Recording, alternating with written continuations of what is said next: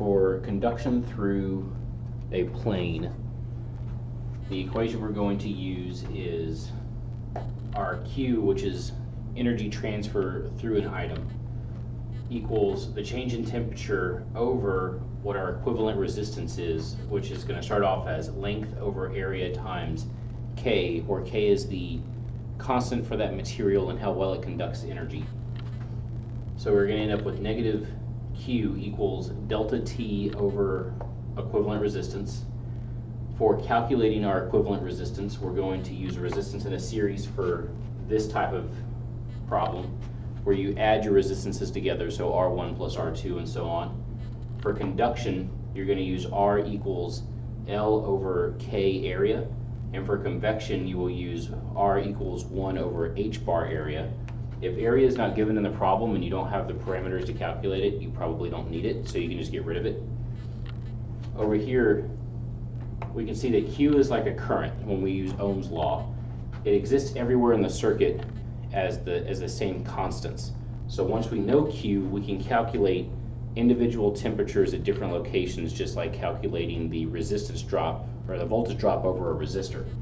So on this diagram, we have a steady state. There's no change in temperature over time. We have an initial starting temperature, a convection boundary, a physical material, a second physical material, another convection boundary, and a final temperature. So when we draw this out like a resistance circuit, we have the initial temperature, our first resistor, which is 1 over H bar A because it's convection. We have temperature 1, which is going to be this plane right here. Its resistance value as the temperature moves across it will be L, the length of this material, over K for that material, times the area of the surface. Our second temperature is at this material junction if these are two unlike materials. And again, it's going to be another conduction resistance. So we have the length it travels over, the materials K that it is, and the surface area that it has, giving us T3 right at the boundary of convection.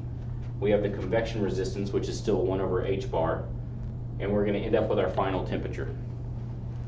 So once we have all of our resistances added together in a series, we can come back to this equation of delta T over our equivalent resistance, find Q, and then come in here and calculate what the temperature is at different points in the system that we'll see in the next problem.